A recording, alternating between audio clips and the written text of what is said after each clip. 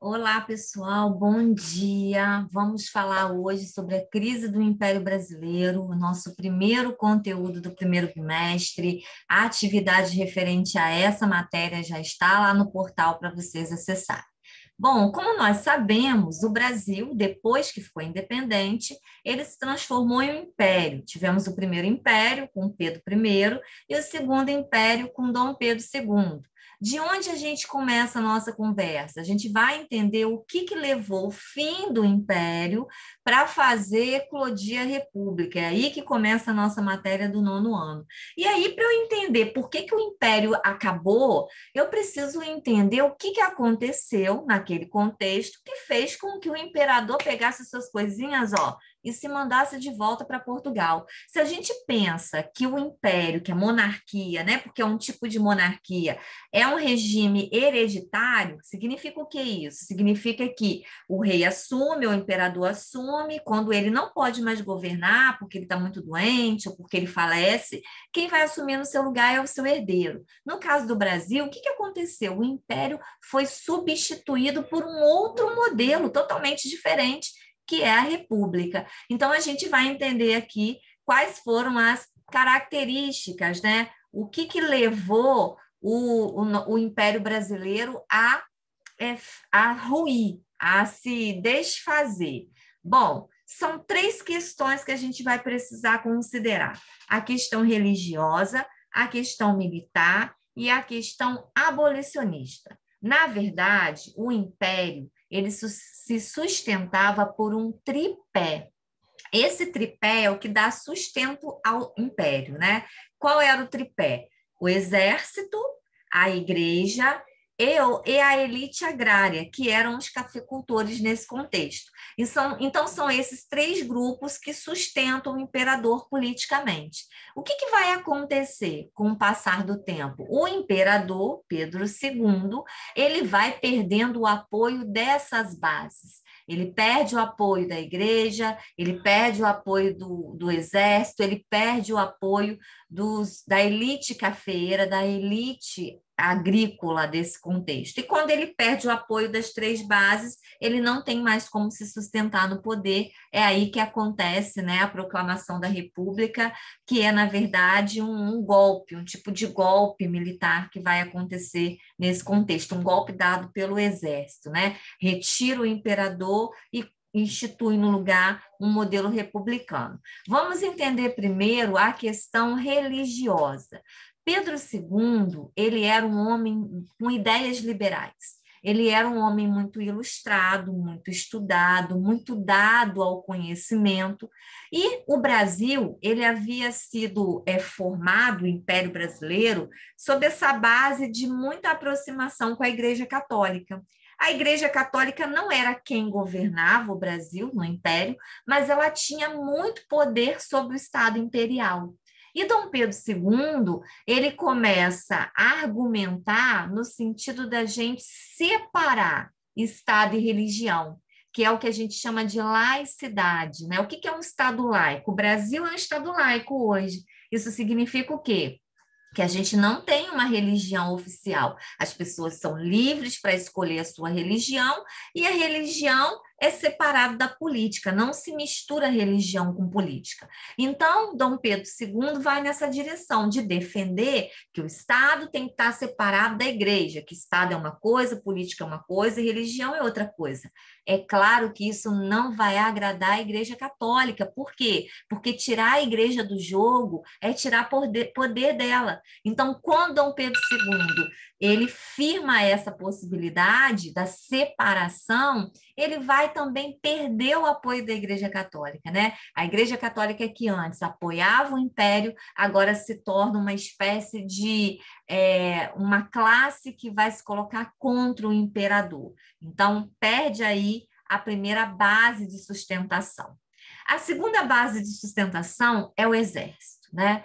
E o exército vai se envolver numa questão militar na época do Império, que foi a Guerra do Paraguai.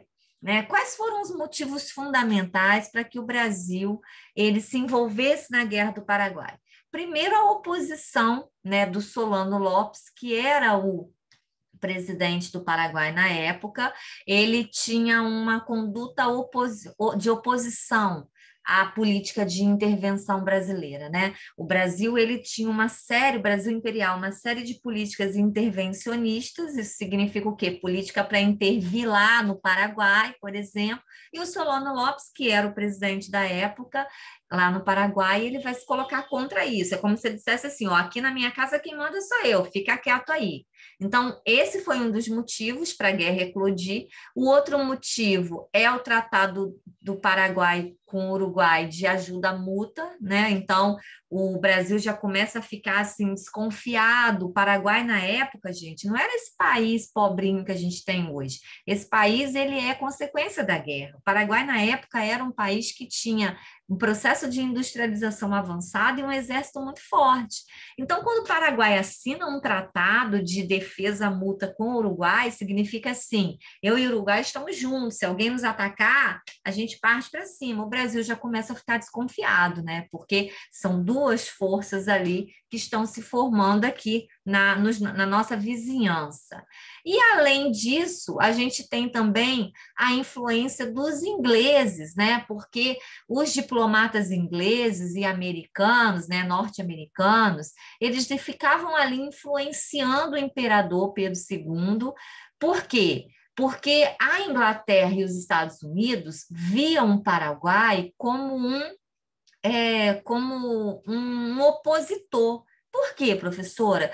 Porque a Inglaterra estava num processo de industrialização, Estados Unidos também ali estava se fortalecendo enquanto Estado, enquanto país, e o Paraguai era uma potência, ele era uma potência industrial. Então, o que a Inglaterra e os Estados Unidos queriam fazer? Minar essa força do Paraguai, né? Acabar com essa possibilidade de autonomia do Paraguai. Sabe por quê? Porque ele podia ser um exemplo para outros países, né? Um mau exemplo, de acordo com os ingleses e os norte-americanos.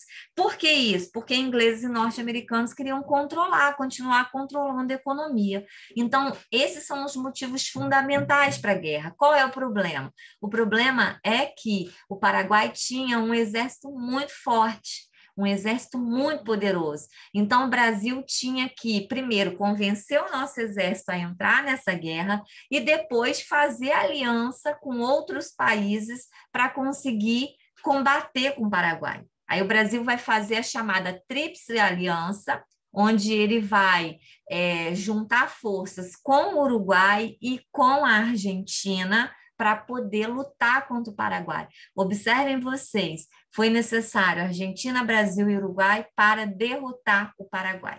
Então, o exército brasileiro topa essa empreitada, desde que depois que a guerra fosse vencida, o Pedro II, que é o imperador Dom Pedro II, desse cargos políticos para os comandantes do exército. Então, essa era a moeda de troca. Ó, nós vamos para a guerra, vamos enfrentar um exército que é poderosíssimo, mas em contrapartida, o que eu quero? Eu quero cargos dentro do Estado, eu quero cargo político. E isso ficou combinado. A guerra acabou, né? O Brasil saiu vencedor junto com a Argentina e Uruguai. E aí a gente tem alguns balanços, né? Pensando no Brasil, qual foi o balanço da guerra?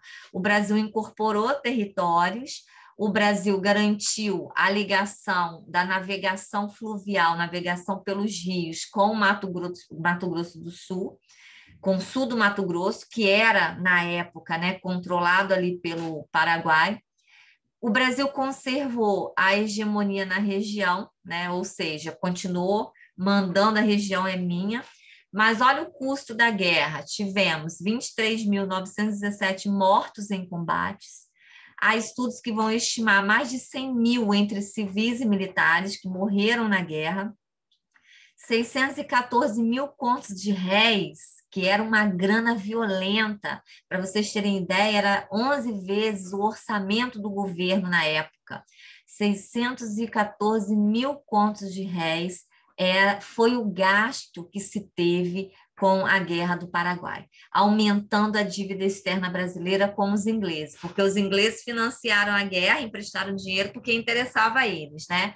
Então, a guerra acabou, o Brasil se encontrava nessa situação econômica difícil depois da guerra, apesar de ter vencido a guerra, e aí Dom Pedro II não cumpriu a promessa, ele não deu aos militares os cargos prometidos, e isso fez com que o segundo tripé dessa balança toda aí se destituísse, ou seja, os militares, o exército, que até então estavam do lado do imperador, agora começam a ficar do lado oposto, né? Então a Igreja Católica já tirou um time de campo, já tirou o seu apoio, agora os militares também, o exército também tira o seu apoio. Sobra quem desse tripé? Sobram os cafeicultores, que vão também abandonar o imperador, por quê?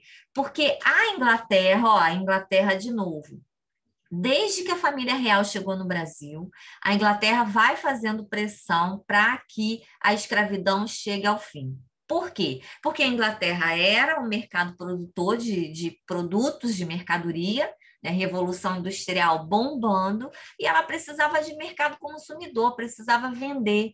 E o Brasil era um espaço bom para isso. Só que o problema é que a gente tinha escravidão, e escravizado não compra, não é consumidor, porque não tem salário. Então a Inglaterra vai fazendo pressões assim absurdas para que a escravidão ela finde, para que ela acabe. E Dom Pedro II, ele não vai fazer de uma vez só, né, a abolição. Ele vai ali beliscando pelas beiradas. Primeiro ele vai proibir o tráfico, né? Então não pode mais trazer escravizados lá da África para cá. Depois vai instituir a lei do ventre livre, né, que dizia que uma mulher escravizada, ela tivesse um filho, o filho dela nasceria livre. Depois a lei do sexagenário, homens e mulheres acima de 60 anos estariam livres, né? Até chegar em 1888, com a assinatura da Lei Áurea, que aí você tem, né, a legitimidade ali da abolição da escravatura. E claro que quando isso acontece, né, e antes da abolição ser assinada mesmo, quando essas sinalizações estão sendo dadas, a elite agrária, que eram os cafeicultores, donos de escravos, eles não ficaram satisfeitos. Por quê? Porque eles viam a liberdade desses homens e mulheres negros como uma coisa ruim para eles, né? Como um fracasso, porque eles dependiam dessa mão de obra, eles haviam comprado essa mão de obra, investido nessa mão de obra, e agora o Estado simplesmente liberta esses homens, essas mulheres, e as fazendas vão ficar aí, né, jogadas às traças, vai ter que ser substituído por mão de obra livre.